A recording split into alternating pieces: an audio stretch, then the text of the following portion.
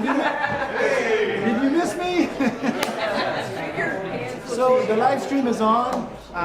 This is the start of the event, so I'm sorry if I talk too long. I'm not going to talk too long now because obviously I just told you my entire life story. But I just wanted to let you know that we have 3 bathrooms, 1 on each floor over there. Please silence your cell phone, disable your flash, and I'm not sure if I should. Oh, I didn't. Okay, that's good. Lighting is good, right? You can see me. You can see anybody who comes here. And oh, that's what I'm missing. Yeah, there's something wrong. Okay, I'll fix that because I want people who actually read to be able to read. And then your cup. Before you leave the house, make sure you bring your stainless steel tumbler to the bar, please, so I don't have to go hunting for them. Because tomorrow, morning, I'm off, but then we're celebrating my son's birthday, and after that, I have a big band rehearsal tomorrow night here, so I have some work to do, and I don't have time to go hunting for wine glasses. So, lucky for you, you don't get to hear me speak anymore today. And in fact, I need to do something about that. I'm not gonna. Nice things coming up, by the way, in February. I'm just going to mute it for now because we have a couple of people using the projector today. Yes, I heard. So I said, okay, no problem. We'll try. Lauren Wine, everybody!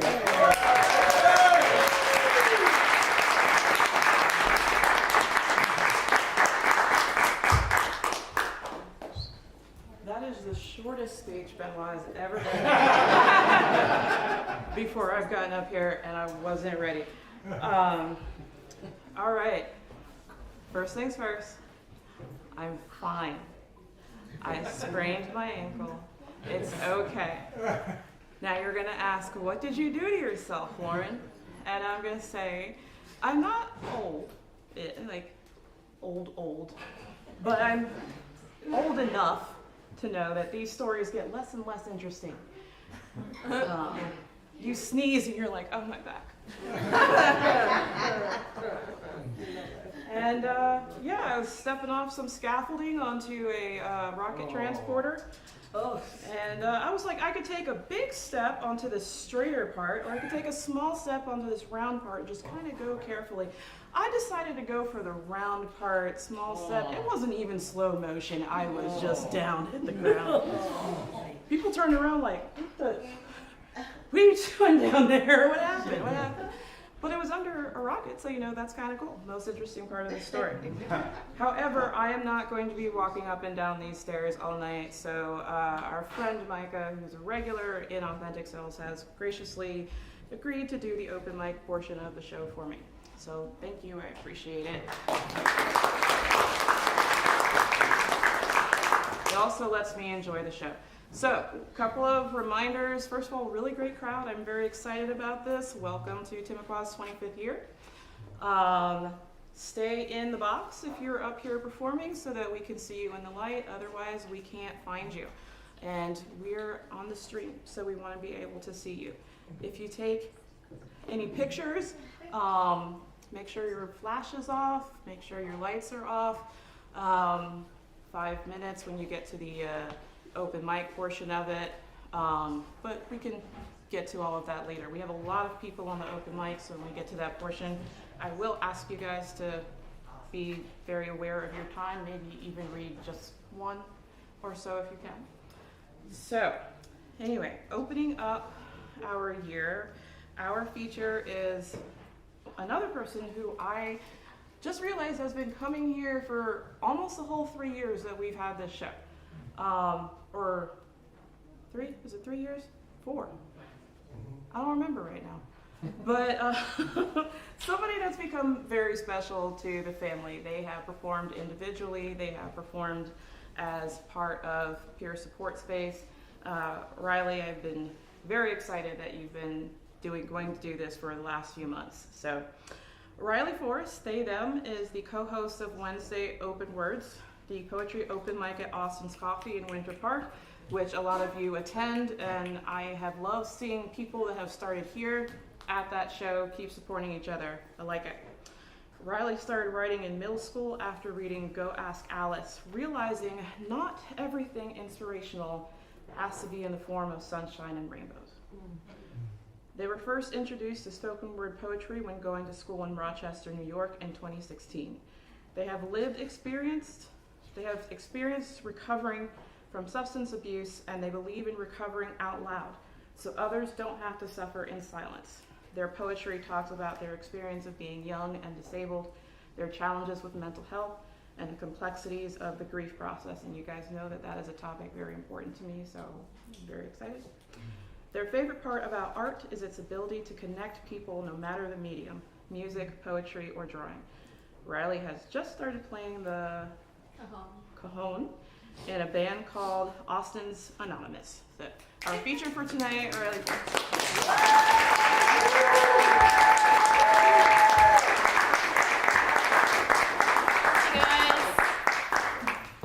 Yeah, I'm Riley. I'm used to people saying, "Hi, Riley." Hi, Riley. So we'll try it again. So, hi, I'm Riley. Hi, Riley. Okay, cool. Now I'm at home. Now it feels more comfortable. All right. So, yeah, I'm just gonna, like Lauren said, I host open mic at Wednesday Open Words over at Austin's Coffee. So if you guys are free, every or any Wednesday at 9 p.m. to midnight, come and join us over there. It's like 15 minutes from here. It's not a far drive. We'd love to have you. But yeah, I'm going to be talking about the grief process, recovery, just life in general, because that's kind of my poems and that's poetry, and I think that's just art in general. So I have my phone because I don't have a lot of everything memorized, because memory is affected by life and trauma, and that's just how it is for me. So I'm going to try to do this one memorized. If it doesn't happen, it doesn't happen. How many of you have been to poetry before? Okay, cool. So most of you know, like, if you like what you hear, snaps. You don't like what you hear, snaps. I need positive reinforcement, people. Okay, this is a poetry feature. I need energy. If I mess up, snaps. Right, okay, so you got it. So I can start now and we'll be good. Okay, yeah, so, all right, so this is my first one. It's called Living Amends. This one was written a couple years ago, so like the age in it, I'm now 27, but we're just gonna pretend it was a couple years ago, so you can, picture it. Just me with like worse style. But like the fit, okay? Cool. Somebody was calling me, that's so awkward. Should we put him on speaker? Oh my Yes. God. Okay. This year I turned 25, and to my surprise, I am still alive. This year I have finally accepted that I am disabled, that I will never be able to fulfill my dream of becoming a surgeon, that no matter how much Grey's Anatomy I watch, I will never be able to deliver your baby in an elevator. I am not the same optimistic 18-year-old I used to be, but still I'm in awe of this life that's in front of me. Every day 17 people die because the organ they need is not donated in time. When I was 16 years old, I was finally diagnosed with fibromyalgia. It was sometime that year that I was introduced to Mary Jane as a way to control the pain. Doctors too scared of my age to give me anything stronger, saying they didn't want me to become an addict, that I had my whole life in front of me, that if I was going to be in pain anyway, I should just do what I want and push past it, but the maternal instinct can only ignore a baby crying for so long. I cannot pretend that I do not feel what I have felt for the past 15 years. These pains with television subtitles I cannot ignore.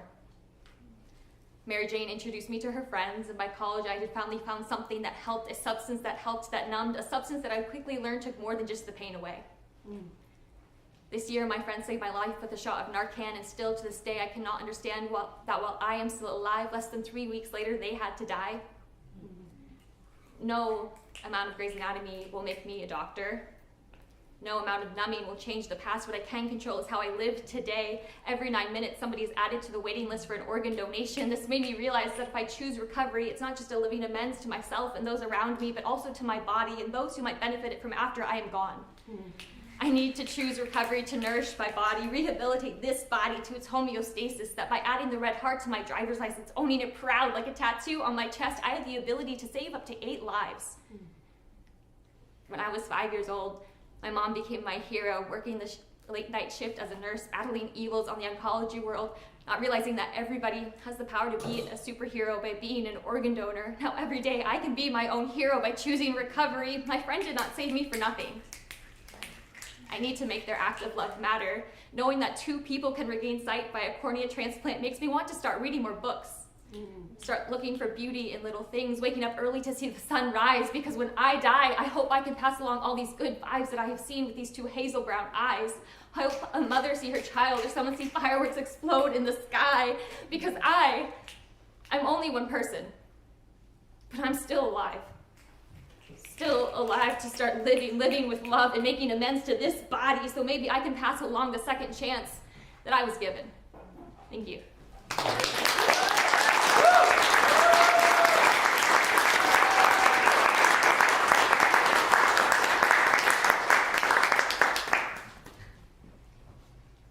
So this next piece, and today's a day that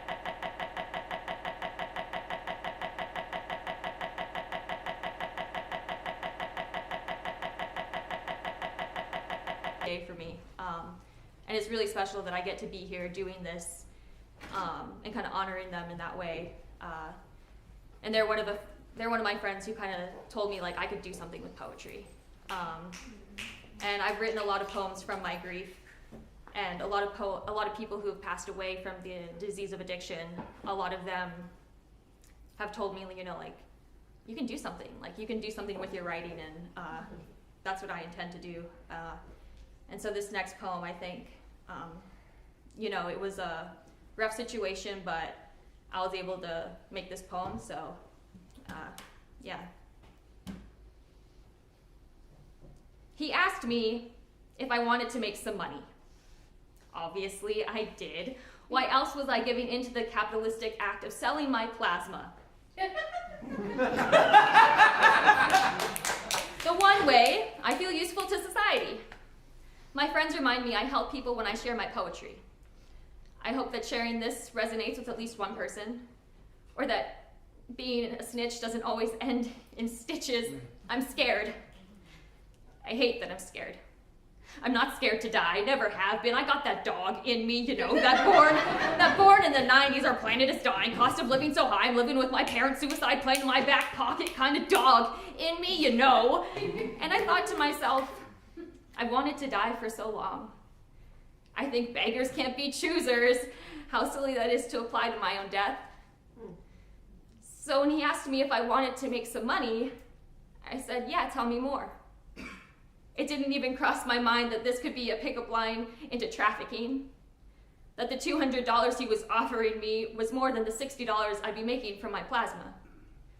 But I'd been here before. That is the reason I didn't wear those leggings, the reason I did my best to look unapproachable, the reason I lost weight after leaving my abusive ex who liked me thick. I wanted to be undesirable. I'd been here before. My survivalist in me said walk away and go with him in the same breath. I needed the money, but I needed to make it home to my dog that night. Today I go back for donation number 2. I wake up on time, but I move slower. I put on music to get out of my anxious thoughts. I don't want to think about running into that man again. I subconsciously put on the song Middle Finger by Bones. The song opens with, you show me love and then spit in my face, making your money off all of my pain. You put an eagle inside of the cage and you think I'm not strong enough to escape. I wash my face. Think about not changing my underwear. My dirty underwear will have more of my DNA on it than clean ones. I think back to a conversation with a friend. She said to keep your nails long so I can dig into my attacker's skin, get as much of their DNA under my nails. So if they find my body, they might be able to catch the guy later. I think about not wearing deodorant, how if I smell bad, then maybe they won't want to traffic me. I think about wearing torn jeans, an oversized shirt, not combing my hair, but if I look unsheltered, if it looks like I don't have people who will miss me, they won't think twice about taking me. I know these are problematic thoughts. I feel like a bad person. The song continues. You couldn't even look me in the eye when you let me go and left me to die. There was no question that I would survive. An artist on fire is one that's alive. I realize the real problematic thing is having to think about this at all. I put on clean underwear. I comb my hair. I put on a shirt that is comfortable. I wear shoes that I can run in. I share my location with a friend, and I try not to feel bad for snitching on a man that was preying on people. I make a reminder to tell my therapist this. The chorus sings, so I put my middle finger up. I'm done being your slave. My generation's had enough, and you should be afraid. Whoa, I'm not your prisoner. Whoa, you better listen when I say, I put my middle finger up. I'm done being your slave. Thank you.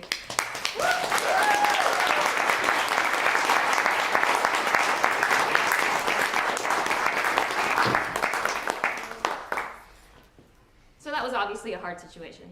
That kind of sucked. But that poem was really cool. I'm somebody who likes singing. I sing in the car a lot. I think I'm a good singer. I think if you like to sing, you should sing. Yes. I think if you put in a poem, it sounds even better. The other day I sang something like really serious in a meeting. I'm in recovery if you didn't get that. And it made it sound less serious. And then somebody else shared, it was their first meeting, and they sang it, and they're like, you're right, that helps. So don't get me wrong, but experiment, conclusion, singing helps. But I guess I don't know, that's my science. This next poem, this one I'm super proud of. That's all I'm gonna say. I think I have it memorized, we're gonna see, we're gonna find out. Remember, you gotta snap anyway if I don't. You get the drill. This is the third poem, you should be on it now. Google defines addiction as the fact or condition of being addicted to a particular substance, thing, or activity. However, you shouldn't trust everything you read on the internet because for me, this definition leaves out one key piece. Addiction is a disease. Don't worry, you won't catch it if I sneeze. I'm an addict. There's no vaccine, no Pfizer or Moderna. One day at a time, I fight to stay clean. Google defines the verb addicted as being mentally and physically dependent upon a particular substance, unable to stop taking it without incurring adverse effects. You will see these adverse effects in these verses that I read. Addiction is a disease. And so far, I am one of the lucky ones. It is a privilege to be sober, to have a roof over my head, clothes washed every night. I sleep in a bed. I am blessed. I am one of the lucky ones. I have had so many friends die that they are all I can write about. My survivor's guilt fills me with imposter syndrome and doubt. I write about my dead friends so much that you would think I was the killer giving my confession in a murder trial. The courtrooms being every late night open mic in town. I place my feet firmly on the ground. I place my right hand on the microphone like it's the Bible. I swear to tell the whole truth and nothing but the truth because like chemo fighting cancer, connection fights the habits of addiction. You have to be honest, open, and willing to stay clean. It's more than just putting down the bottle of Jim Beam. And I swear to tell the truth, and the truth is, I miss my friends so much you would think each death leaves a mark on my skin. I yearn for each one to heal and then miss the itch as the scab cease to peel. And I know I am not responsible for any of my friends' deaths. Just how I'm not responsible for the sun rising every morning. That is to say, I do not hold that kind of power. Do not pour alcohol down anyone's throats, put pills to their lips, cut powder, inhale, exhale. Just wake me in an hour. Addiction is a disease. It will not dissipate or go away with ease. Getting sober is the scariest shit I have ever done. The cravings come and go, make me wish I was numb. And I swear to tell the truth, the whole truth, and nothing but the truth. And sometimes the truth is, I wish it were me who'd been lowered down the 6 feet instead of insert name of most recently dead friend here. May they rest in peace, because sometimes it takes the life of another, seeing all the mourning fathers and mothers, to really grasp the gravity of addiction. And writing about these feelings makes me think I can outsmart the grieving process that lives in my mind every time another friend dies. And with each new death, I swear never to change my sobriety date. I swear to tell everyone I love you before it's too late, and sometimes I just can't. I fall short. I slip, the demons begin to dance. I give in to the cravings. Y'all heard of Narcan? That should be life-saving. Laughter is the best medicine, and dark humor is how I cope. Poetry is my outlet, and genuine connections give me hope. Some dude on the corner offered me dope, and I said, hell yeah, I mean, fuck no. Living the truth, the whole truth, and nothing but the truth means admitting to my imperfections, confessing to the world that I am doing my best, and living life as a recovering addict means speaking up and showing up so someone else won't be too scared to do the same.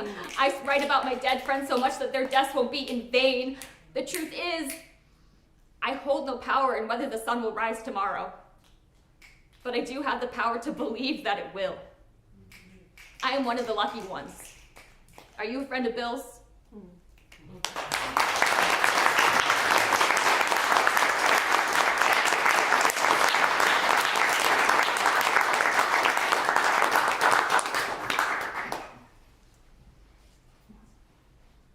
So yeah, I'm super proud of that poem.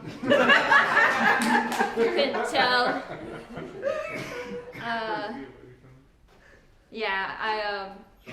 That poem I wrote, do I have time for one more poem? Yes.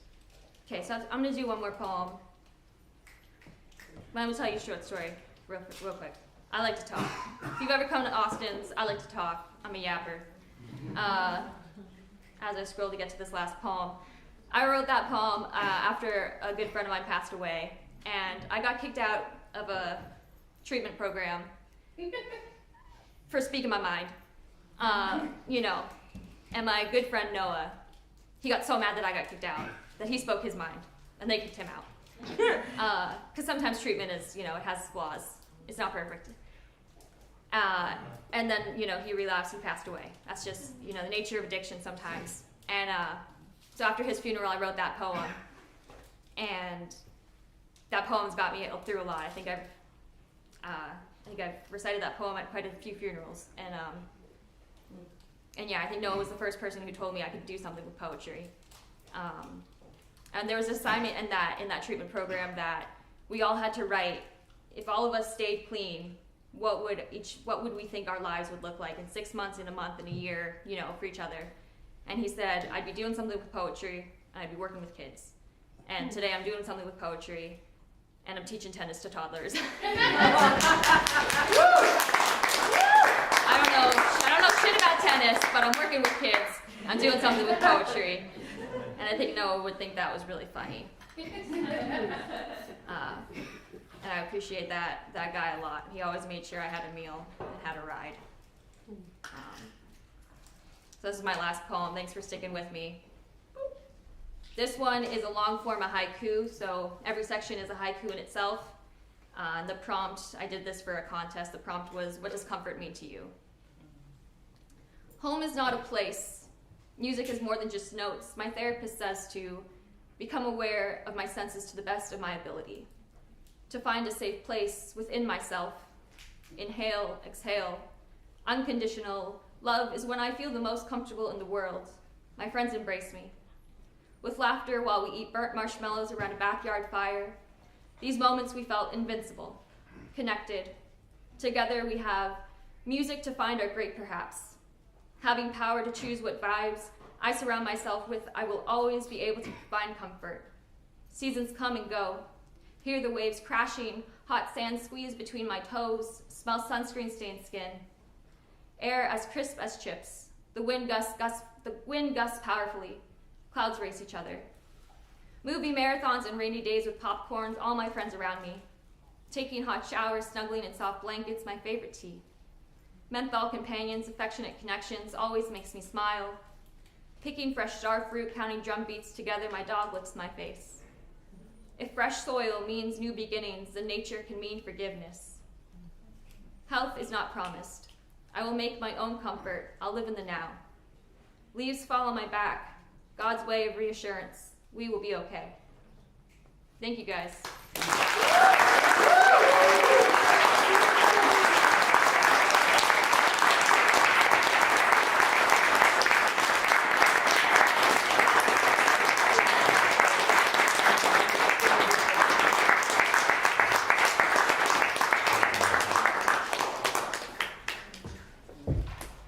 Hi, everybody. My name is Micah. So we've got a lot of people to get through tonight. So what I'm going to ask is, if I call your name, we're going to call you up in threes. Go ahead and line up over here on this side, and then we'll get to you one person at a time. Try to keep it to 5 minutes for us, please, and we'll get through as many people as we can.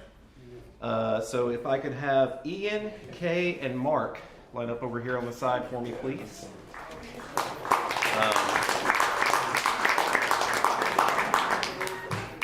So first off, I want to give a quick thank you to Lauren for putting this all together for us. Can we give her a round of applause, please? She is amazing. I will never forget my first time coming out down here and how supportive she was. I did want to read my own poem real fast, and thinking back to, also, big thank you, Riley, for that amazing feature. Struggling not to use certain expletives, but that was amazing. I myself chose to be alcohol-free about 1.5 years ago, and one of the lines that really spoke to me that you said is, sobriety is a privilege. And I'll never forget my first day after becoming sober, coming out of where I worked at Disney's Animal Kingdom, and I just stopped dead at the golden hour at this bridge. And it was like I saw everything again for the first time and took a deep breath in for the first time. And thinking about sobriety as a privilege, it makes me think about the magic that we're surrounded in and what made me write this poem. It's called Magics. There is magic still, spilling forth from the corners of the universe. In those small moments, the ones we may not always see. The laughter of a child spreading hope like planted seeds. It swells and it grows. It inspires and uplifts. Singing from the stars, a gifted, gentle kiss. There is magic still in the fresh breath of the wind. In the draw to the eyes of a lover, reflections from forgotten planets and stars singing within. From the peaceful song of a dove, slowing time to take the moment in.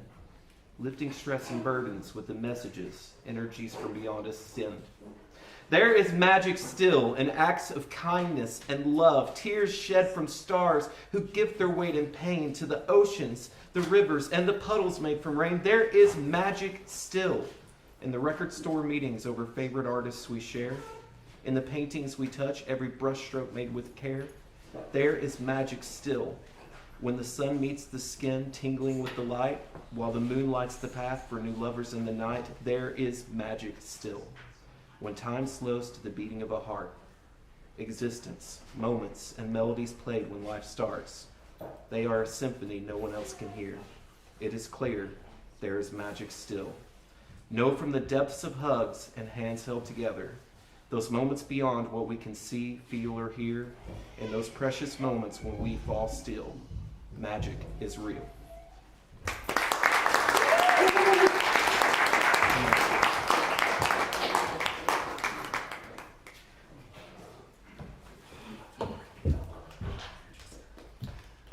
Howdy, I'm ENF. Quick plug, I have a night called Campfire on third Wednesdays, 7 p.m. It's 7 to 9, so you can still make it to Austin's afterward.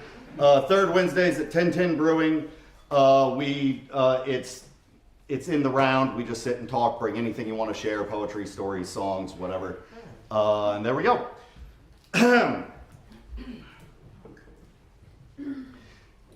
Any of you hang out with squirrels? Friends with squirrels? No? I hang out with a couple, a few. I don't want to brag. It's not like a lot. Like, I'm really only friends with like one squirrel. I'm on like kind of a, first name nod in the street sort of basis with most of them. But I do have one. We're buddies.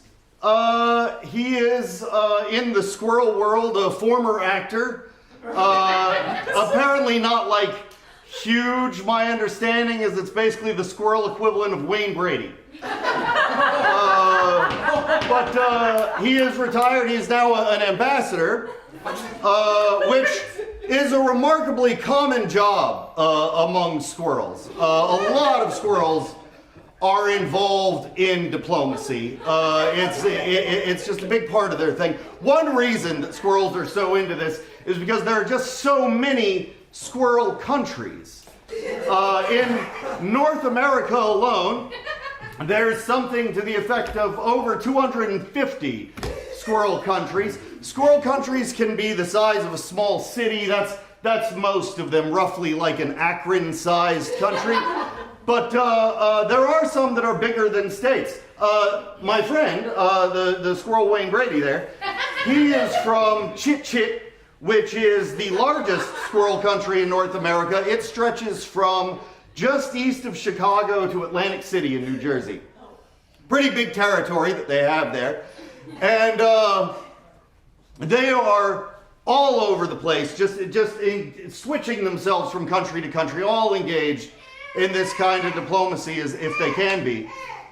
Because squirrels are very, very concerned with war.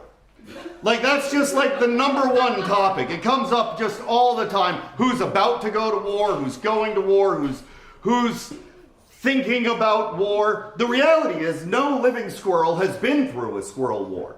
They in fact haven't had squirrel wars for hundreds of years. Squirrels are remarkably technologically advanced. They use magnets now a lot, and they have a lot of cold storage.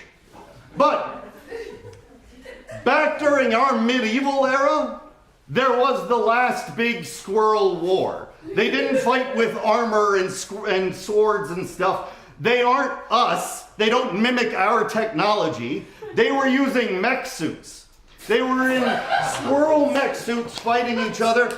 They had a weapon that was essentially it condensed air. It's like a hair dryer that would condense air to like a plasma level temperature, and it would come out like an air lightsaber, and they would fight with it like Dyson could make one of these things. It sounds just amazing. But they gave all that up when they discovered nuclear weapons. And they had a nuclear arsenal. Now, are all of you familiar with how nuclear weapons work? Just real layperson version of this. Basically, if you have too much uranium, it will explode. And so, a nuclear bomb is where you take almost too much uranium and a little more uranium. And then, when you're ready to detonate it, you throw the little more uranium at the other uranium, and kaboom! You get the thing.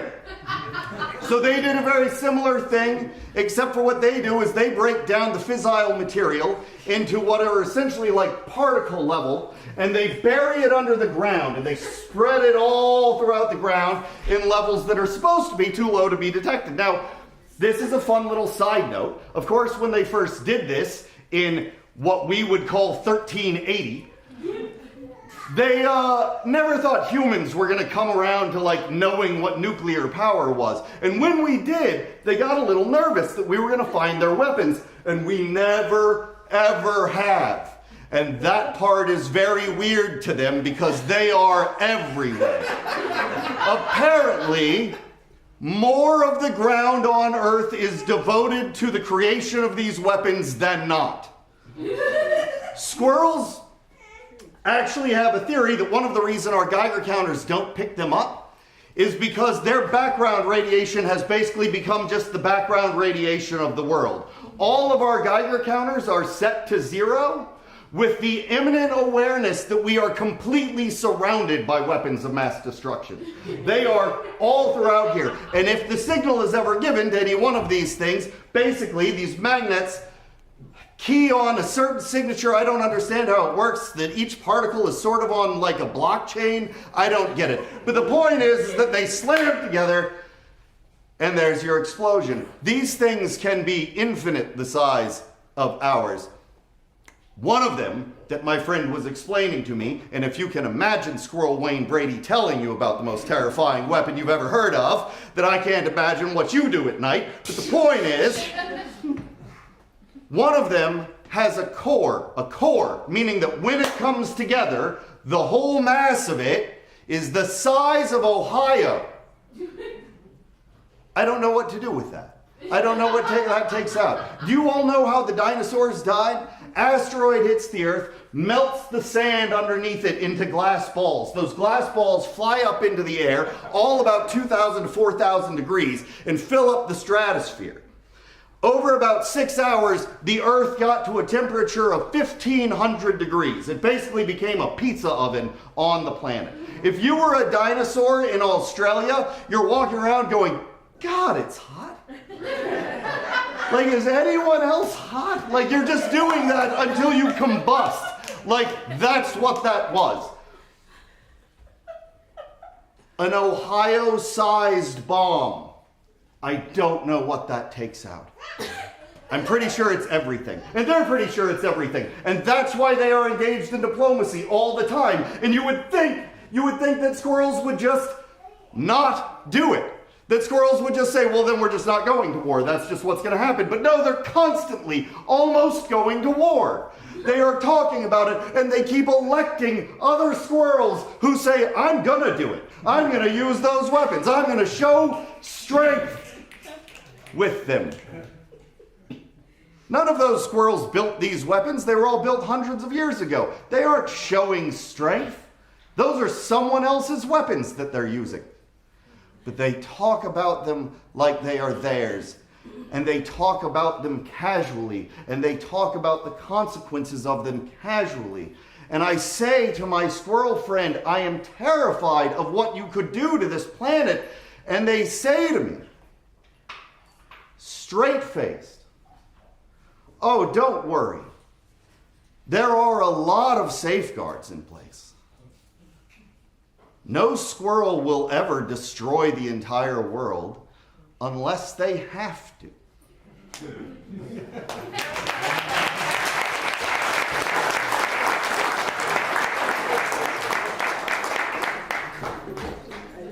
How y'all doing?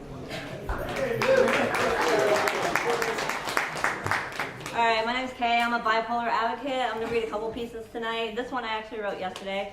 It's called The Breaths. So how about we all take a nice deep in breath together? Inhale in, exhale it out. The breath is something we do on a daily without even having to think. An unconscious, unaware thing that our body does to keep us living. But it's so much more than that. The breath is that thin line between us and the other side. The breath is the essence to bring us back to the present moment called life. The breath will allow you to bring yourself back to focus when that thing called anxiety tries to take you out. With that feelings of 1,000 pounds of pressure sitting on your chest, pushing down, making your soul feel like it's getting destroyed in that fucking overwhelming chokehold of emotion. The breath will allow the pressure to dissolve, even if it takes a moment to do so. As someone that deals with dark thoughts and anxiety on a daily, realizing when shifting focus from the external to the breath, so simple, yet so forgotten. The thing that can bring us back to the present moment of what we call life. A gentle reminder, holding it in will bring nothing but detrimental to your life. So breathe and let your soul be free. Inhaling the love and the essence of who you are. Exhaling the expectations of what you think you need to be. The breath is what we need. So breathe and be. This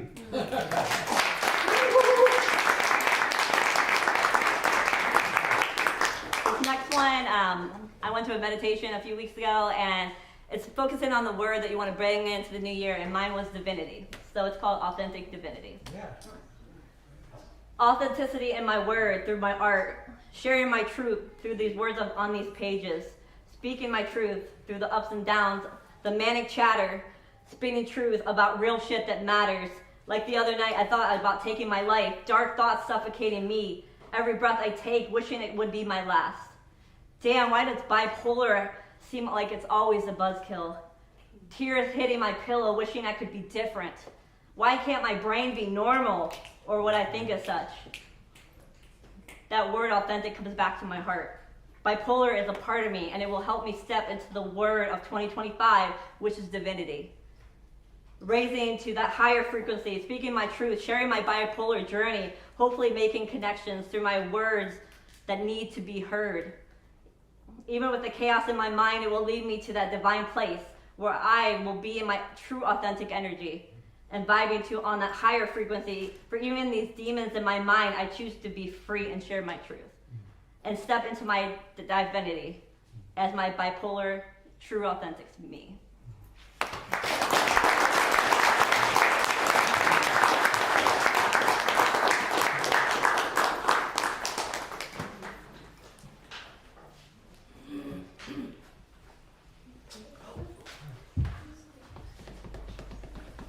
Hey, what's up, everybody?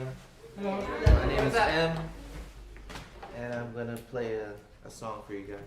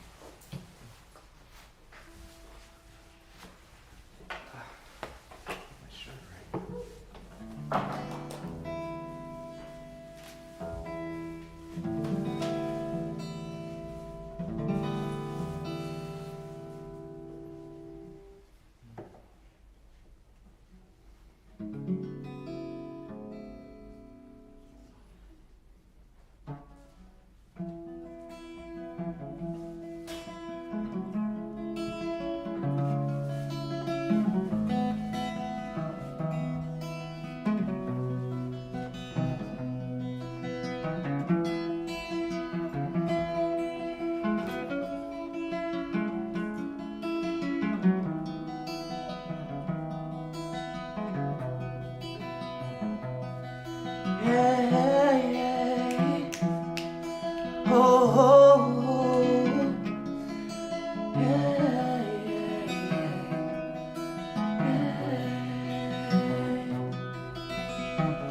My love is not this world.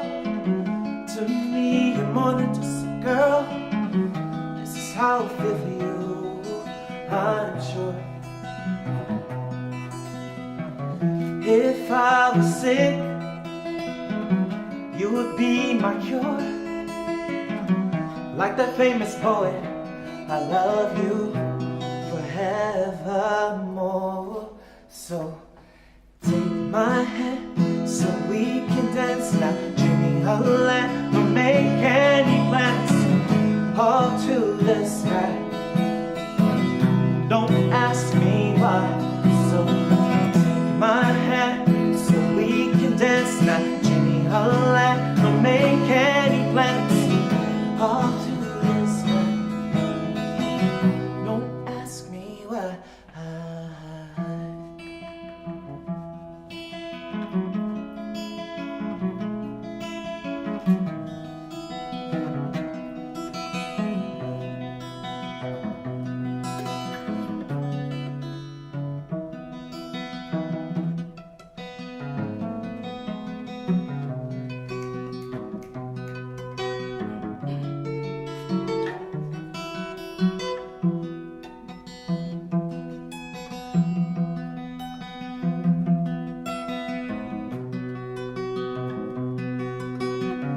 So these are your ways. These are turbulent times. Say whatever to the days. So happy on mine. For each other's love. We stop on the dime. Love is our crying. So shine, baby, shine. So take my hand so we can dance now. Jimmy, I'll let make any plans. All to the sky. Don't ask me why. So take my hand so we can dance now. Jimmy, I'll let make any plans. All to the sky. Don't ask me why.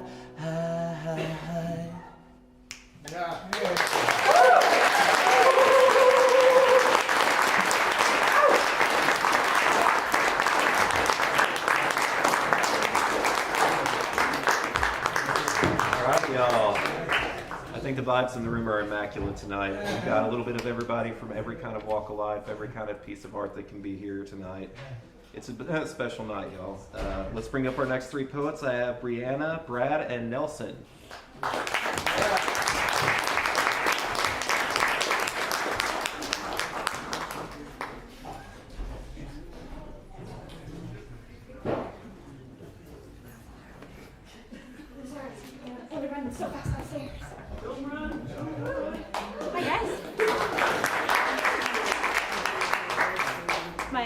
time being here. I've been trying to get back to y'all for like 2 years, so I'm honored to be back. Yeah. Welcome back. Thank you.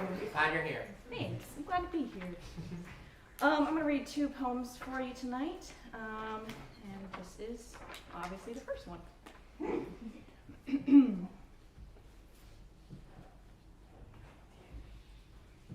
Gotta take that breath poem seriously real quick.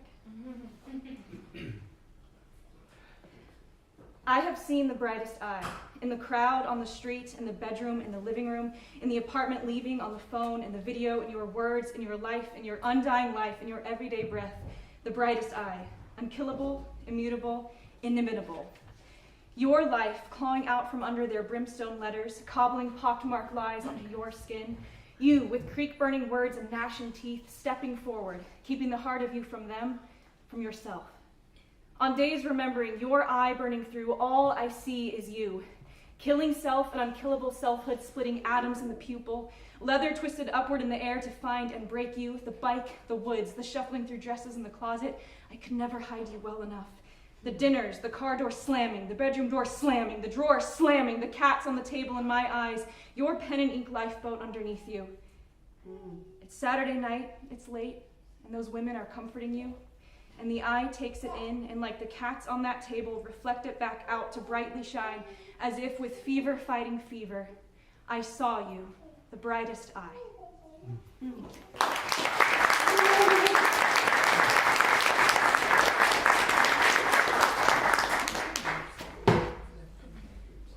that one down. I don't need that starting line.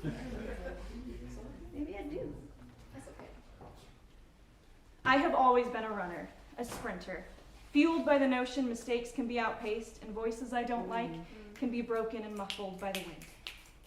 You knew I was a runner at an early age, bending to my level, a smile set in your eyes asking, had I outrun the neighborhood boys again? My pride shone like Olympic gold, joyfully answering yes. I found myself your student, for as I grew older, so did my fear. I learned a new way to run, reckless, creating failure before it could surprise me. We sat for hours with formulas, equations and due dates demanding what I could not yet give to myself. A dull voice told me to be ashamed that you saw my habitual destruction, yet you knew what it was long before I ever did. Find the X, you said, and when I couldn't, you taught me how. I learned it was possible to take time for myself, but there was no shame in walking. When I came to find you among old friends in saged prairie, I thought, like me, you had been running, fleeing your illness, holding on to the past, yet I saw the truth as I watched you. The thin air could not hide it. You had walked, calm and deliberate, every step, to say goodbye. We went back south, long highway miles made longer conversation. We spoke of loved ones, what they were running from, and their pain became ours. And only for the second time, over an endless Kansas ocean, I saw the tide swell and pool in your eyes. My own joined the current as the road blurred. I hope that I took your hand. Please, tell me that I did. After all the years together, your lessons finally started settling in. Before, when I said goodbye, I would say little and leave, unable to stand the heaviest stage of love, every fled room a mischance to say what they meant to me. I will never outrun those regrets. So when it was your time and my chance to see you, I did not run away, I ran to you. I hope that I took your hand. Please tell me that I did, for I wanted to so desperately. I let the tide come in, the salt water striking the shore, as in the heaviest of currents. I said everything I could, thanking you for teaching me when to run and how to walk.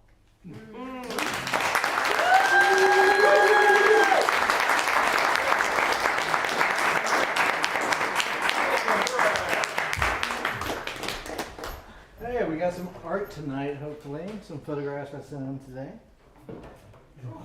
Yeah, that was a couple of, it's timestamped. I don't know which day that was. So poetry, incandescent light, a riddle of softer meanings held together in vibrant imagery. It is rhythm and meter, like music, with metaphor, analogy, and symbolism all rolled into one. Poetry holds the key to meaning, the ability to paint with raw emotion. In an effort to convey concepts and ideas with a hurricane of verse and verbiage, poetry is life. In the forest.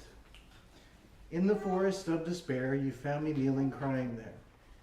In hollowed woods I cried anew, or my loved ones as was due.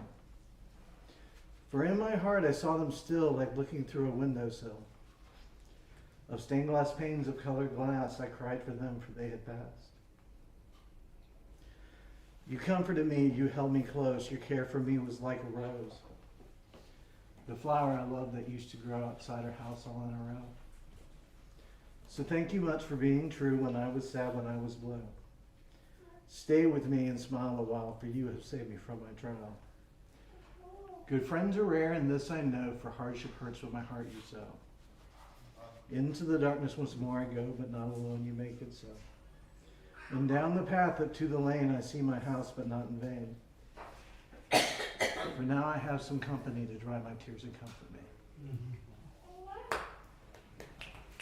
The next one's real short. It's sort of like a haiku. It's called a koan. It's a Asian formula. The story is less important than the truth behind its lies. And the last one is a title poem from my book that's out right now. You can find it online or in bookstores. I recommend the ebook. It's only $10. 70 poems, 90 photographs. A shadow of light, a memory of hope. In the rising darkness, I see something fragile and pale. I see a hope once diminished, returning from long lost. In stillness did it slumber, awaiting this blessed day, for a shadow of hope lay before me, reminding me once more of a memory of life. And in that dawning brilliance, I look into myself and realize that hope and light lie within us all. For even in the depths of despair, I did not walk alone. The abyss did not take me, the light of hope it did. Perhaps more cruel, for it forced me to endure things I wish I could forget. But all that tidings do be, upon further examination, from once great time and space, the way we know we're winning, our victory, our grace. For if we were not winning, there would be no need for such strife to happen. To keep us humble and honest, the pattern must endure. With grace and hope come loss and grief, dancing as if on a puppet or strings. And yet I cling to hope and light, those silver linings. I hope you too can ignore the dark and focus on the light of hope, which brilliantly remains. Yeah. Thank you.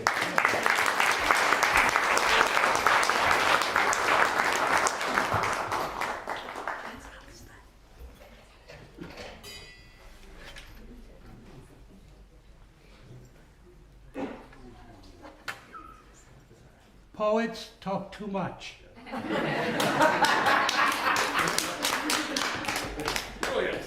Life without poetry is like life without identity, without a compass, without the stars.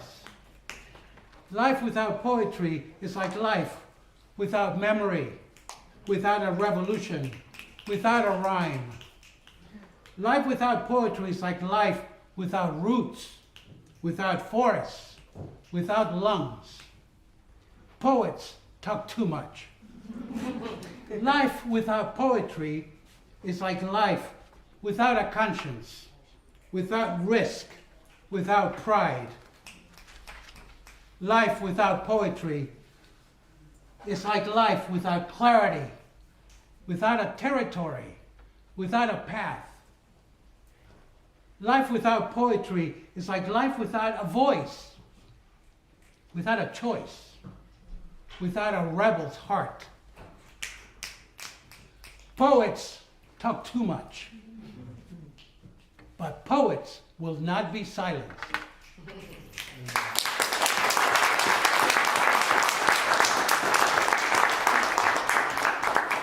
This is in memory of the children of Gaza and the West Bank and Palestine. This is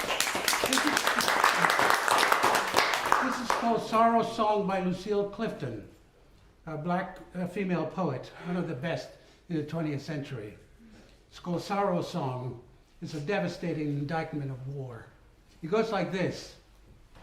For the eyes of the children, the last to melt, the last to vaporize, for the lingering eyes of the children, staring, the eyes of the children of Beckenwald, of Vietnam, of Johannesburg, for the eyes of the children of Nagasaki, for the eyes of the children of Middle Passage, for Cherokee eyes, Ethiopian eyes, Russian eyes, American eyes, for all that remains of the children, their eyes, staring at us, amazed to see the extraordinary evil in ordinary man.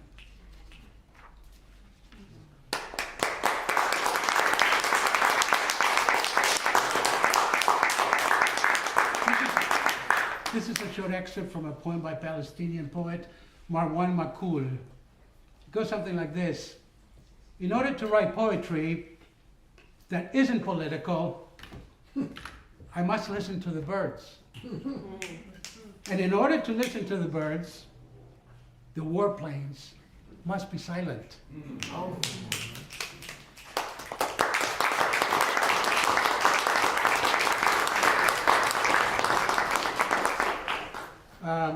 Benoit.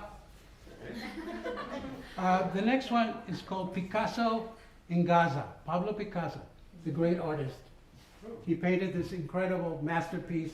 It's called Guernica, right? And you'll hear in the poem. Picasso, you should have been there. Guernica was just an opening act for a far worse ending. In Guernica, they bombed the helpless town, but they came back to Gaza to murder the Prince of Peace in the world's holy ground. If there had been a window left from where to view the slaughter, a civilization was never meant to birth what we have seen. The ground disappears, the horror and the tears, the flesh torn from years of exile in this impenetrably hidden Holocaust. In Guernica, a town ceased to matter. In Gaza, a civilization is being torn apart. And the deformed face and metallic trace of the killer heart is not far removed from turning on the switch to set the Middle East on fire and humanity ceases to exist. It's the anarchy of the rough beast, come rending flesh from bone, bloodshed spilled in a memory of fire upon the broken stones. This is a time of monsters, too drunk on pomp and pantomime. Well, you should have been there, Picasso, when the world awakened to the anarchy, treachery, and lies.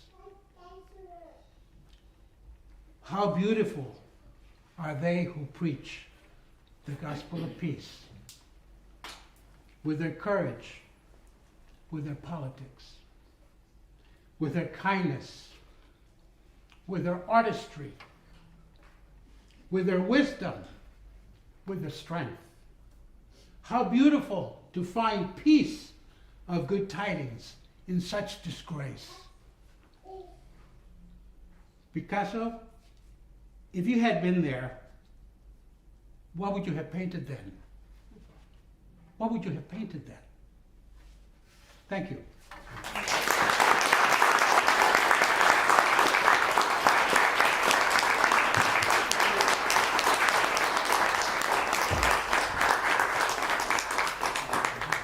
That's going to make noise just for a few seconds. All right, everybody. I think this is a really special night. I'm noticing that we just have all walks of life up here, and it's a special connection that we have here in this place tonight. I'd like to welcome our next three poets, Avery, Primo, and Jason.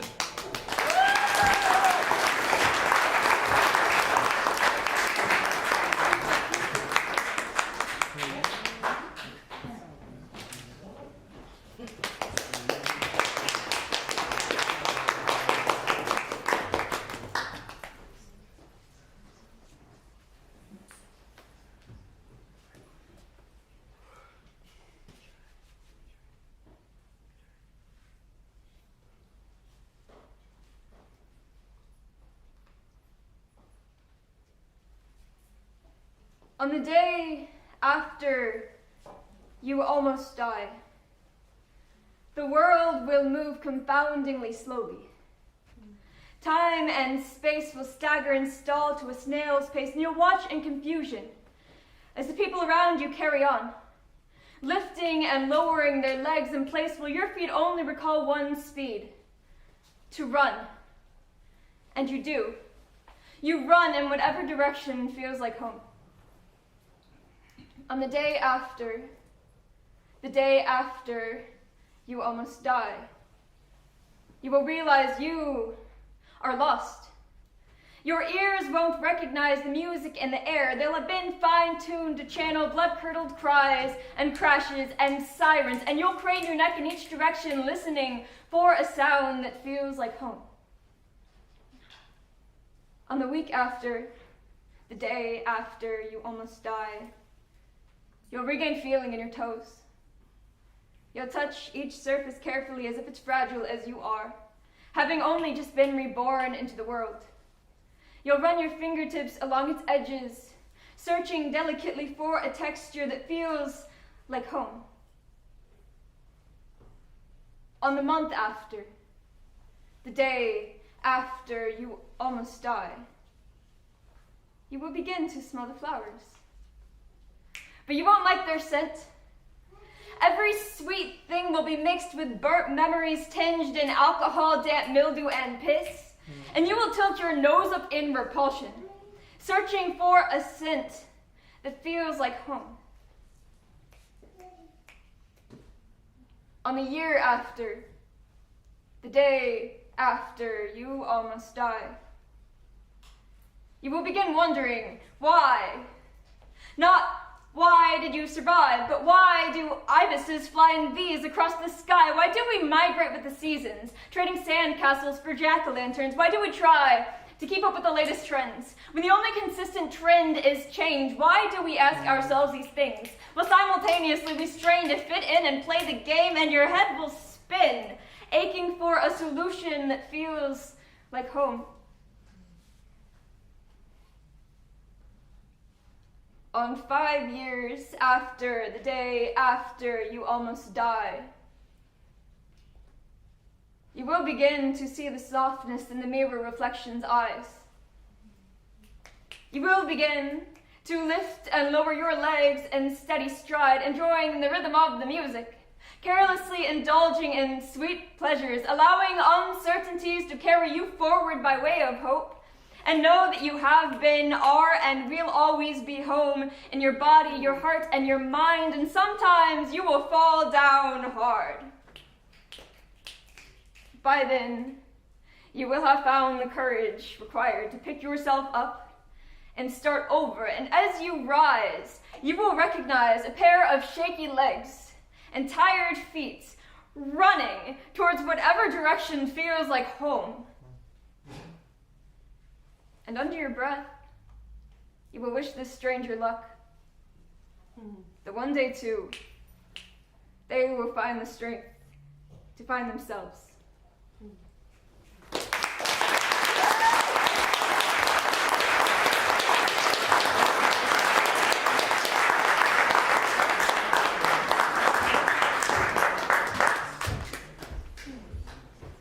What's going on, Timothy? How y'all doing? All right, my name is Primo Santana. That's Primo, and slinging poetry is my MO, and that's what I'm trying to do here for you today. So, shameless plug here at first. I'm gonna take you in a couple different directions, but shameless plug here first. Next Saturday at Bink's Cafe, we're doing a youth poetry slam, and from ages 13 to 19, I have the privilege of being the judge, one of the judges there. So, if you guys have any interest in it, it's a qualifier for a youth team to hopefully go on further. So yeah, if you have any questions or anything about that, feel free to... Come on up. There you go. Let me step into the spotlight. But yeah, if you guys have any questions or anything like that, just let me know and I'll be happy to send you in that direction. But yeah, so doing a complete 180 from that. In 2025, like a lot of the poetry, if you guys have heard me do, is a lot of like introspective stuff. Talking about working through trauma, working through indecisiveness, and trying to get clarity. But this year, I was like, all right, let me challenge myself and do things a little bit out of the norm of what I have been doing. So I wanted to do something a little more adult. I try to look through the room. I saw mostly adults here. If there's people under 18, I'm sorry, that's how you got here. So,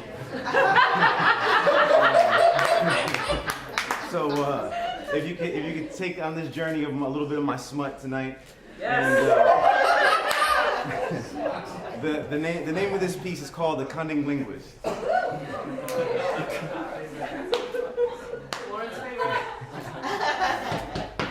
I call myself the cunning linguist because when it comes to cunning linguists, I'm the opposite of proper, dapper, or distinguished. Because when you relinquish that pearl to me and that silver tongue lands on that clam that's so sweet and pinkish, I have you speaking in tongues other than English. Baby girl, trust me, you're not a statistic. This experience is bespoke and specific. You think this Catholic boy was raised cannibalistic the way that I licked it, as if I had one final meal on this earth and baby, this is it. Found the juiciest peach in the garden when I picked it. I'm starving for it, I'm sadistic. I'm fully focused, I can't help it. When it comes to this shit, I'm slightly autistic. But I would use what God blessed me with to make your faucet go drip drip. Now lift up your garments, because I'm gonna take you to nirvana while trying to awaken what's been laid dormant. Your body is a map, and I'm trying to use my tongue to do the exploring. I know my linguistics may be flooring you, but this is just a fraction of what my tongue feels like when it begins exploring you. Imploring you to let the bald man in the boat be splashed in waves of my sexual tongue lashes adoring you. Climax is the destination. However, the way I enjoy pressing your buttons, you become my perfect little PlayStation. Matter of fact, this might be better than my Xbox.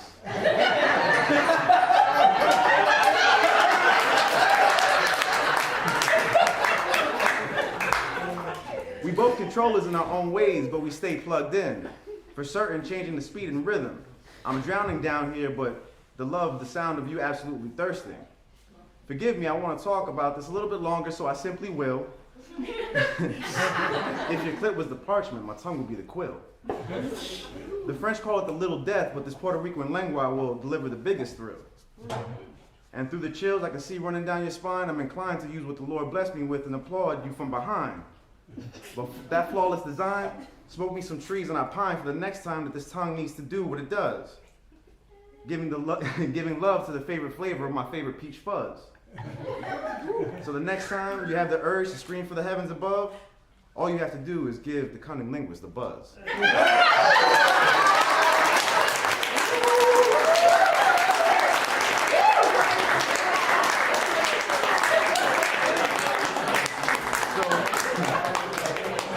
If you want to explore more of the duality of my life, or if you want to see about a youth, or you want to hear more of my smut, feel free to follow me on all social media platforms at your boy Primo. That's at YABOYPRIMO, so I could be your boy Primo. Thank you, Timothy. Y'all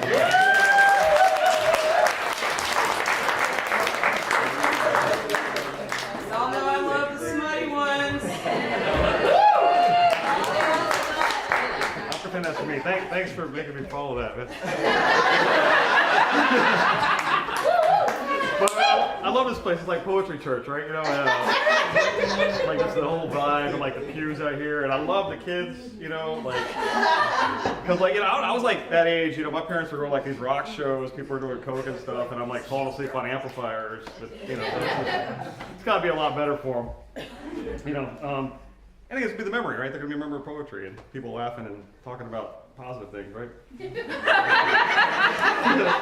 Anyhow, my name's Jason. I came out all the way from Palm Bay. I'm going to take a few seconds longer. Just a few seconds longer. I'm going to be quick. I'm about to get out of town, actually. I kind of wander a bit. So I'm going to be leaving, going back to Austin, Texas, and doing some stuff out there. I've been riding out on the coast for a while. But on the way out, I'm going to be out at Cape open mic on Wednesday this week with Lauren hosting. I'm going to be up at Jacksonville. They got this erotica slam with Moses West at the Eclipse nightclub. You guys know that whole thing? Yeah. Be trying to maybe win a little bit of money at that. And then down at Loose Lips the first Tuesday over at Will's pub, Little Indies. I'll be out there. So I'm at Popeye Austin. I forgot that place existed. You know, so that'll be kind of glory. Anyhow, I don't like to talk about my poems either. You know, I feel like, hey, a poem, like it should say what it needs to say. Right? I don't have to talk about it. But this one, you gotta know it's called On Your Feet. right? And that's related to something in the poem. Maybe you'll catch. In the beginning of the summer, around the middle of the 90s, at the end of my failed senior year of high school, we both shaved our heads and took everything we owned down to the pawn shop to trade for combat knives and camping gear. And then we got tattoos. We went to a Georgia graveyard to wait on Dwayne Allman's headstone for the slow midnight train to come around the bend. And then we did like we practiced, and we jumped on the back of a flatbed car underneath the wheels of a 50-foot semi-trailer. And we rode it into the sunrise, away from skies blackened by smoke and ashy embers emanating from Himalayan piles of immolated bridge timber. And we knew God's country in the biblical sense, flying over the treetops on mountainside tracks, leaning out over trestled bridges, staring down 300 feet at tiny blue water, standing to arc a careful stream of piss exploding into our past like fireworks, winking and waving at startled drivers, parked, daydreaming, sleepwalking through their suburban hamlets, some laughing, most confused, others angry, jealous of our poetry quickening to the cadence of train song. We lived like wandering kung fu monks, fighting each other in the park to stay sharp, too proud to beg, but selling our blood, selling our time, selling our bodies and lives, and anything else nobody's gonna miss. Sticking knives in frat boys' Jeep tires after the bars closed, and hiding from the cops in a tent in the north side of an overgrown lot in the black part of town between the train tracks and all the bars. And I remember jambalaya and shrimp po' boys, psychedelic feces from too much cheap Kool-Aid and Killian's Red. Pepper spray wasted on 2 dogs, a duck, and a mosh pit. Killing squirrels in the park with pizza crusts, and the guy from Driving Miss Daisy. What's the word? Thunderbird. What's the price? $1.50 twice, and what feels like wretched death in a Greyhound bathroom. Redbeard and his friend the dwarf pissing on windshields for a 6-pack of beer, and their stories about Mary Jane Rottencrotch. Black Jesus with pinprick pupils and wide ice blue eyes, muttering to himself. Seems like some people are born to be homeless, and some of us just wandering through to see this beautiful princess cry when she hears the pretenders sing, "I'll stand by you," at the top of every hour on FM 107. And we cried together one night after a long day working at the car wash. But now I know about New Orleans and the secrets the city hides in the open and the things that go on when nobody's watching and where to get a sausage muffalata worth killing for. I know where you got your shoes. Bet you $10. Easy money.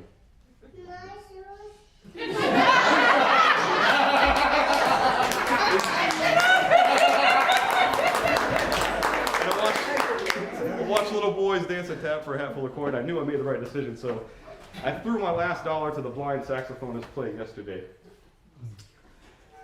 I have a song for you if you'd like to indulge me. I haven't actually done a song on stage before, so it's going to be a little bit terrifying. I've done a lot of poetry. But this is a song. That was about something I did when I was a teenager. And this is about my grandpa. So I can't really play any instruments, so I got this. And I lost my beater, so that's the thing you're supposed to hit it with. So.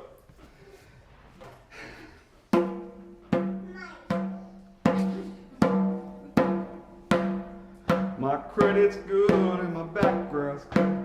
Giving everything to the big machine. Gonna give me a castle and a pretty little queen. We believe in the American dream. Wasn't nothing with strings that he couldn't play. But he couldn't get through the song without stopping to say, what a pretty girl I brought today. To see an old man pick a banjo and guitar. Look how we come so far. He was a little bit racist, but he never meant no harm. Just didn't know much about life beyond a farm. But he could keep an old engine spinning on nothing but spitting a prayer. My credit's good and my background's good. Giving everything to the big machine. Gonna give me a castle and a pretty little queen. We believe in the American dream. And he believed in Jesus and the resurrection. Voted Democrat in every election till Nixon told him men like him were Republican now. To keep law and competition from across the border, and he bought it like a Cocoa Beach timeshare line. Amway boxes stacked 10 feet high. Don't worry if you don't make it rich the first try. Just give it one more shot, this time with feeling. My credit's good and my background's good. Feeding everything to the big machine. Gonna give me a castle and a pretty little queen. We believe in the American dream. Working more in a day than you do all week. He and his queen can barely stand on their feet, but they get home and play guitar and praise the Lord. They do the right thing, they'll get their reward. But the medical bills are piling high, and the setbacks and taxes are stacked to the sky, and the girls are gone and growing on their own. Bank just wants to give him another loan. My credit's good and my background's good. Feeding everything to the big machine. Gonna give me a castle and a pretty little queen. We believe in the American dream, but then the payments start to balloon a lot quicker than the retirement check. And every day feels like a noose, a little tighter around his tired neck.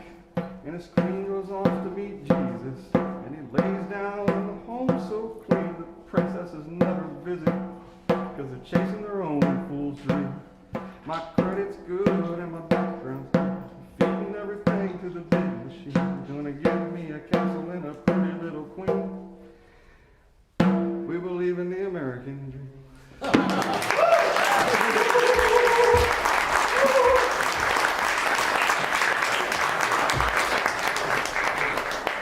American dream indeed. All right.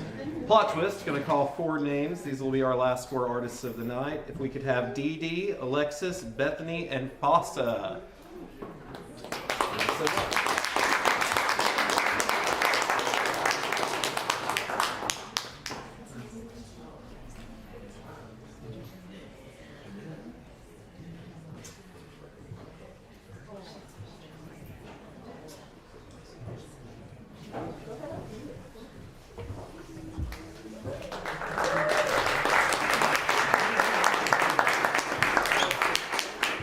Hi, I'm Dee Dee. This is my first time reading here.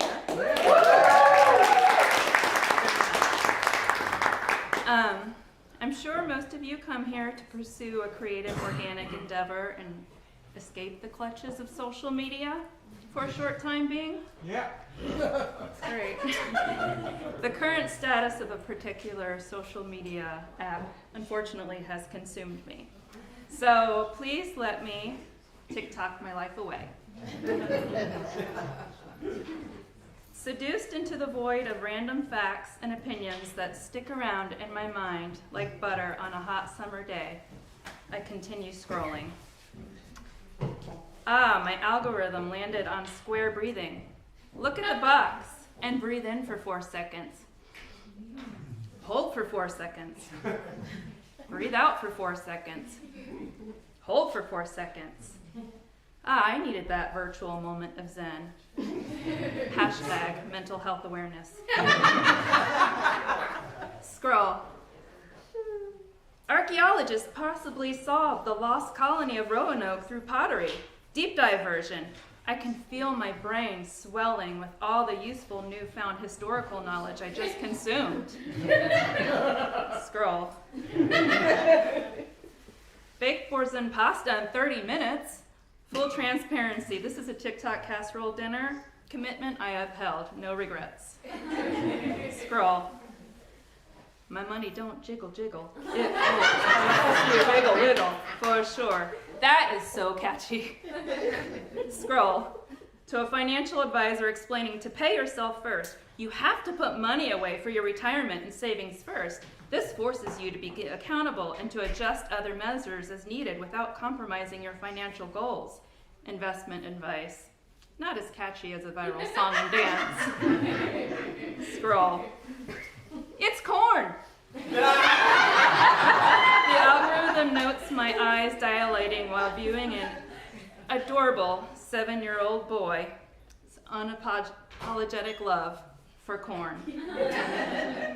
Break scroll. I love corn too. Naturally, I segue to Corn Talk Search, and I'm with my community of fellow corn lovers sharing their mutual love for corn. My dopamine levels are instantly boosted. Scroll. Psychologist explaining the concept of confirmation bias. Now I'm fighting the urge to go back to Corn Talk to see what my fellow cornphiles are up to. 2 more years of scrolling, and on January 18th, 8:30 p.m., it looks like I've reached the end of my TikTok tunnel. It reads, "Sorry, TikTok isn't available right now. A law banning TikTok has been enacted in the US. Unfortunately, that means you can't use TikTok for now. We are fortunate that President Trump has indicated that he will work with us on a solution to reinstate the TikTok once he takes office. Please stay tuned." Will we collectively bow down to an all-powerful leader fixing a problem that he began in 2020? Tick-tock, tick-tock, tick-tock. Time will tell. Ding, ding, ding. 13 hours later, the lights are on again. King Trump has saved our nation, and TikTok has become the first U.S. government-run state media. We have entered our North Korean era. In the upcoming and unpredictable years, I hope my feet touch the grass more and I scroll much less because it is going to be a virtual and literal shit show.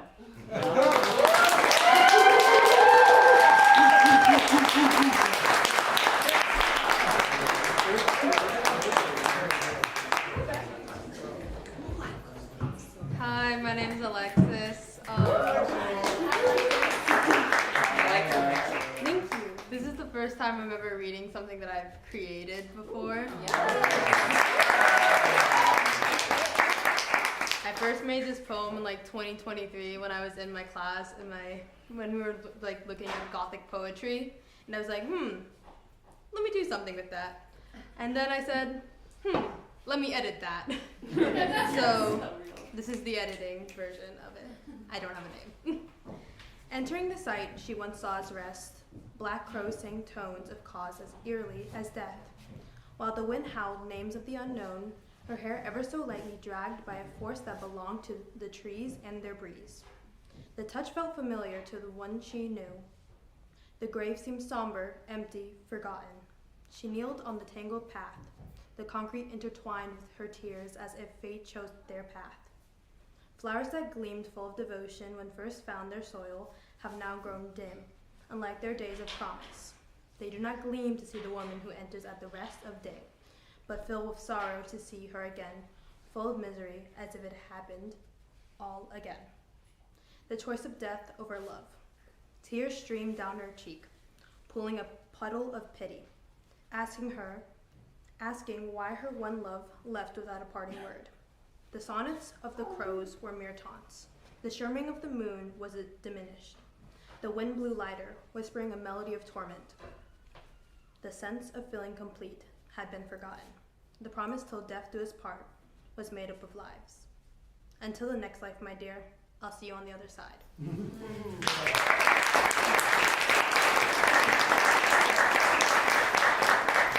then I have one more that I made like a while ago, January 10th, 2023. And I made it when I was sick, and I was like always like very much down during those times. Sick. I am sick. The sickness fills my lungs. It hurts to breathe, and it takes so much energy just to sit up. I cough when I lay down, I cough when I sit up. The air leaves my lungs like I am drowning, going deep into the ocean where no one can find me. I want to breathe.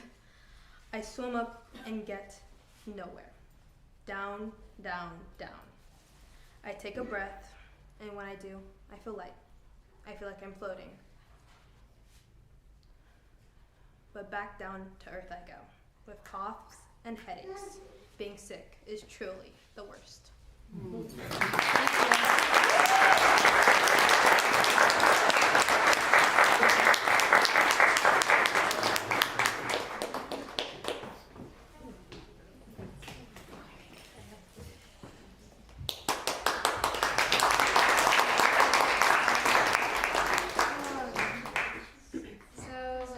this poem feels really good to say, and lines from it have been stuck in my head for the past couple of days. I said that like a question. They've been stuck in my head for the past couple of days.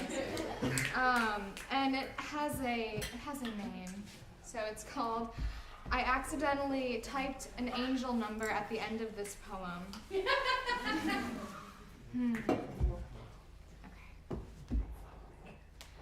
Autonomy, power, and authority. The way these words illuminate a neglected corner in the courtyard of my subconscious memory, just saying them out loud feels solar. Like the juicy energy from my third chakra, or like the radiance and warmth from our burning central star's rays finding their way to that spot in the courtyard, the castle, the queendom within, wherein I am the only ruler and subject, a wizened elder and an awestruck child, a powerful, loving deity and her devout worshiper, the literally divinely decreed creator and sole audience member of my reality is and has always been me. On this note, I take a seat, and with a sigh of both exhilaration and relief, I relax the muscles in my face and call all of my power back to me. My energy compelled to return via my very own gravity, and I glow in a way that's reminiscent of Aang when he's in the avatar state. 878. Thank you.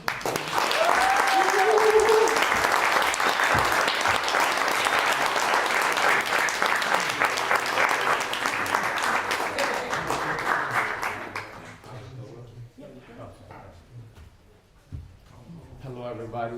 Hello. Hey, my name is Foster Franklin. It's nice to meet everybody in here. Beautiful people, beautiful people. Everybody I gave a rose to, I want you to hold on to it the entire time. If I didn't give you a rose, that doesn't make you less special. You'll still get the concept, but whoever got it, they needed it. This is called Flowers. And I wrote it today. Roses are red and violets are blue. I woke up today and that's why I love you. My daughter wrote me that, by the way. Aww.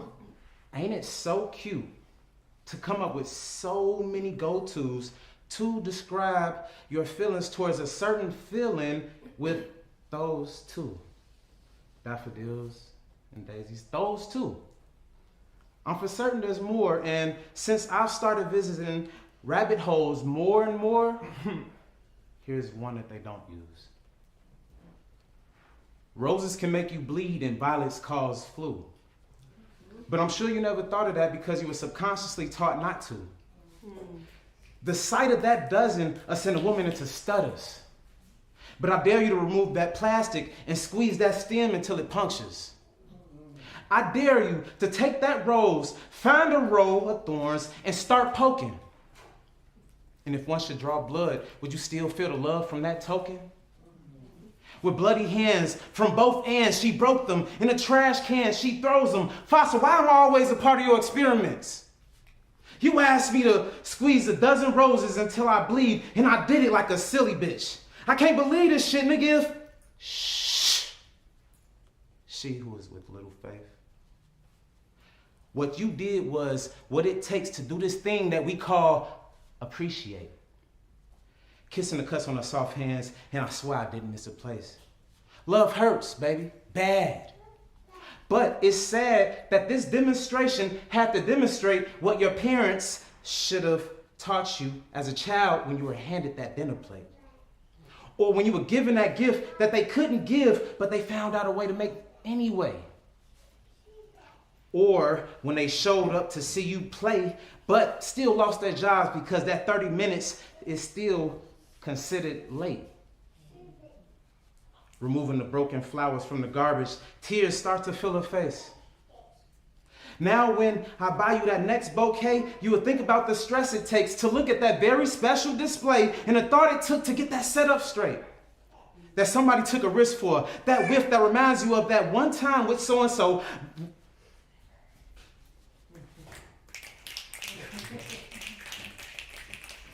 Now, when I buy you that next bouquet, you will think about the stress it takes to look at that very special display and the thought it took to get out that setup straight that somebody took a risk for.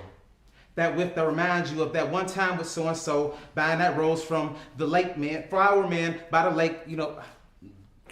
One more. Yeah. So now, baby, when I buy you that next bouquet, you will think about the stress it takes to look at that very special display and the thought it took to get that set up straight. That somebody took a risk for. That whiff that reminds you of that one time with so-and-so buying you that rose from the flower man before you left the lake. Or losing someone you love but being reminded of a certain day, not sad but laughing at when she dropped the turkey on Christmas and how much of a mess it made. Or the apology you received in an arrangement because he didn't know the words to say it, but a handwritten note with no more words than 24 tied with a bow left at the door found in amazement. It is okay that it hurts. Indeed, in order for you to see true beauty the way you need to, baby, you gotta bleed, boo. Ladies, 1 week out of 30 days, every 30 days, and it doesn't change, is one of the reasons why you are worth buying an umbrella for in a state that doesn't even rain. It doesn't have to make sense to love because love has changed. And the window you both opened up cannot be shut. It's going to stay stuck because love is pain. But that doesn't change. The same way it can thunder, but it doesn't rain. The same way your husband won't uncover pain. The same way your wife will spend her whole life without saying, I love myself. But it's okay because roses can make you bleed and violets cause flu. Now, anytime you hear the original of that, I gave you a subconscious sub-view. The sight of that doesn't send a woman into stutters.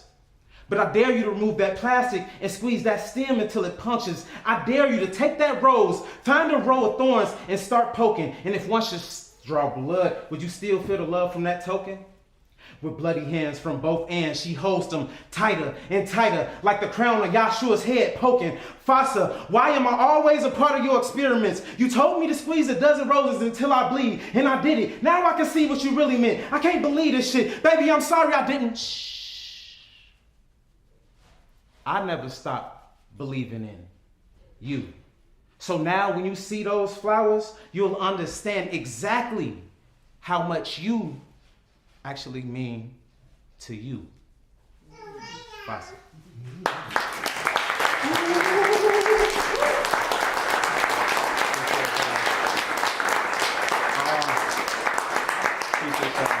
You can find me anywhere. I got time for one more? I know? Okay, that's fine. You find me anywhere, one and only Fasa. The actual number 1, ANDONLY. FASA, or you can just Google Fasa Franklin and everything will be there. Again, amazing crowd. Everybody in here beautiful. Only thing, I love you all. Thank you. Only thing, be blessed.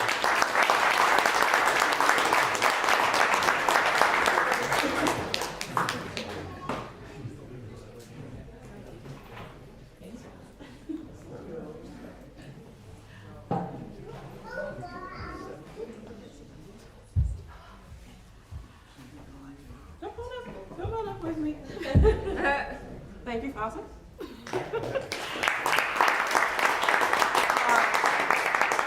I want to say so many things. This was a crazy night. First of all, thank you to Micah for helping me out tonight. Thank you to the Lord for putting this together and doing all this amazing work. Micah will also be our feature poet next month for February.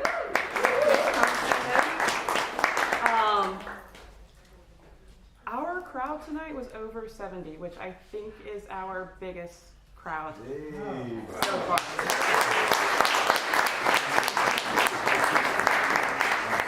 I'm really grateful to all of you for that. I'm sorry I didn't get to everybody, but I try to get to everybody new.